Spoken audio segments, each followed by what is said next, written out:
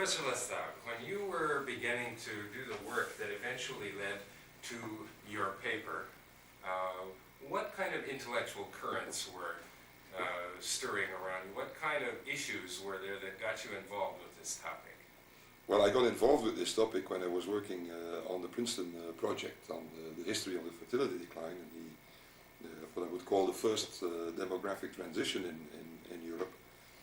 And a variety of people were working on this project with mostly sociologists actually, but with also historical interest. And the paper was not produced at that time. It came much later, in the sense that I had discovered a rather crucial variable operative in one of the countries. And so I was quite interested to see whether the same kind of variable would have a similar explanatory power in a number of other European countries. And that variable at that time was, of course, secularization. Later on, it would develop into looking at individual moral autonomy, not only in the context of the first demographic transition, but also in looking at the changes that happened to the family after the Second World War. The rise of the divorce initially, then the decline in ages and marriage, and then the reversal of that with cohabitation, ending now with childbirth within cohabitating units. And as a result of that, it's become a general topic that I would sort of put under the heading of ideational factors, meaning-giving factors that people use in structuring their beliefs and in helping to structure their actions as well.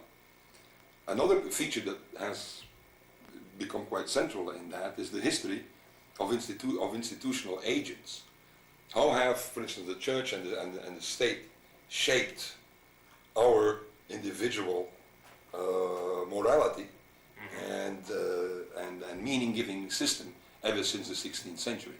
What are the ups and downs? What have been the countercurrents?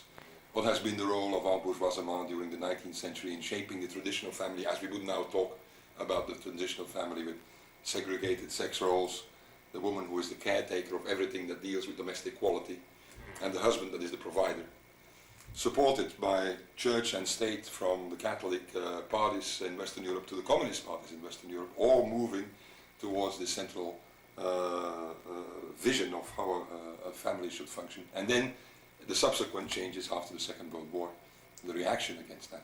So that's quite different from the kind of primarily economic explanations of things that most of the people working with the Princeton Fertility Survey have given for reproductive behavior. Well, the original starting point in Princeton were economic variables. When we started out with looking at these areas, we all expected that urbanization, industrialization, and everything that was associated with that would really be the explanatory set of variables that would work. Now, it turned out that this was to a large extent the case. But what I was finding was that in addition to that, and to some extent independent of that, there were other factors at work as well that dealt with the political, with religion, with secularization, and with deeper historical roots that sometimes would go back centuries, and that became quite relevant. And do you find yourself sort of acting alone, like a renegade, doing this work, or did other people from the Princeton Project continue to be interacting with you during this period? Were there students? No, at that time there were no students who were working on that project. And my Princeton colleague who had a similar orientation had already left Princeton. That was Massimo Livibaci, who wrote initially the Portuguese book. And there he discovered again that, how should I say, the ideational factors and the political factors were at work, predominantly in juxtaposing southern Portugal against northern Portugal. Northern Portugal is much more Catholic. Southern Portugal has always had a counterculture. It had been the reconquered parts by the Christian North and had maintained a whole series of idiosyncratic features, resulting in high levels of secularization and until recently resulting into the leftist revolution that brought the end of the Salazar regime. But it also shows up in all the demographic variables.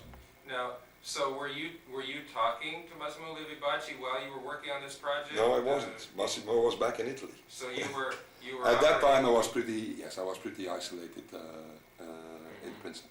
It's only afterwards that people started developing an interest in it, and that a number of other people in Sweden, for instance, were looking in the same features. Okay, okay. And then that generated a further interest. And since that time, And since that time, I think it had become a pretty acceptable element within the explanations of demographic change. that we do But it's need, not the dominant or the only feature. yeah, but that we do need to consider But, culture, religion. yes, and the history that leads up to these regional differentiations, that has indeed proven to be a fruitful avenue as an additional, or should I say, set of factors that help you in understanding the genesis of it.